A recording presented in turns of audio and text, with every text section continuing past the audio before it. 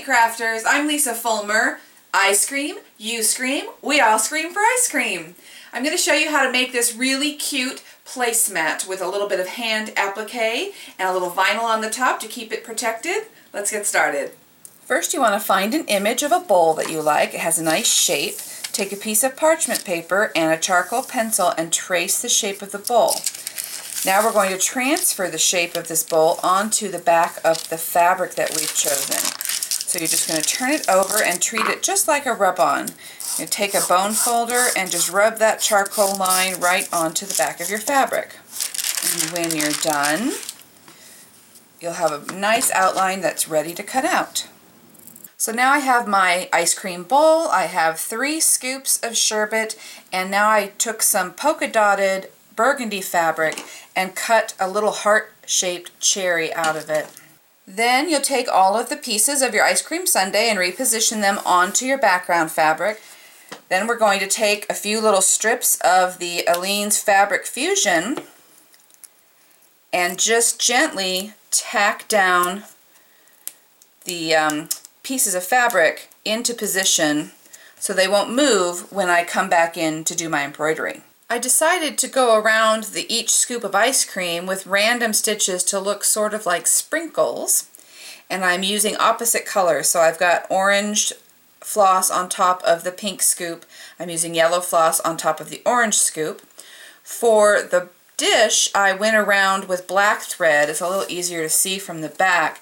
I just made long stitches that were fairly close together, and that gave me a really nice handmade look all around the border.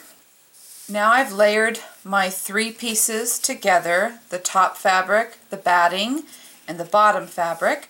I folded the bottom fabric edge up over the top and gave it a light press so I could really get a sense for my border.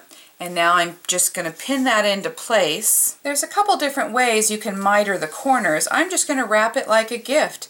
Just fold that corner over so you get a nice triangle right along the edge, and then fold it over again so that your 2 edges meet side by side and you've got a nice diagonal line and a nice point. So I could come through and quilt the back of my placemat, but I actually would like to keep the fabric on the back smooth without any stitching, so I'm just going to decorate it with my puffy paint. So the first thing I did was I drew with a yellow pencil all of my sprinkles just like I did on my ice cream, but instead of stitching them, I'm just going to come in with my puffy paint and put in some random colors and just have some fun with it.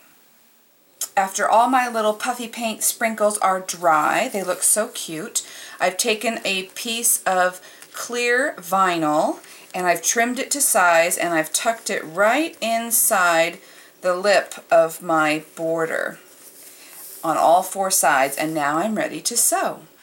After I pin the vinyl in place, now I've loaded it in my machine. I have a nice little zigzag stitch with black thread, and I'm going to remove my pins as I go. Now if your stitching gets wonky, don't forget that unsewing can be a very big part of sewing. The seam ripper is your friend, so do what you need to do to take the seam out and even things out and try again. And guess what? If you're still not happy with your stitches, that's okay. You can just cover them up. A little clear gel tacky glue, a little decorative ribbon, and you'll make a nice clean border. And I just want to point out, you may have noticed a few little wrinkles here on the ice cream scoops, and that's where there's some air pockets in the fabric between the little swatch of Fabric Fusion adhesive and my hand stitching.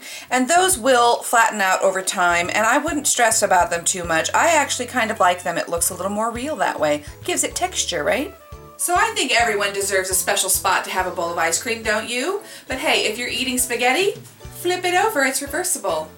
I'm Lisa Fulmer, and I think it's cool to craft.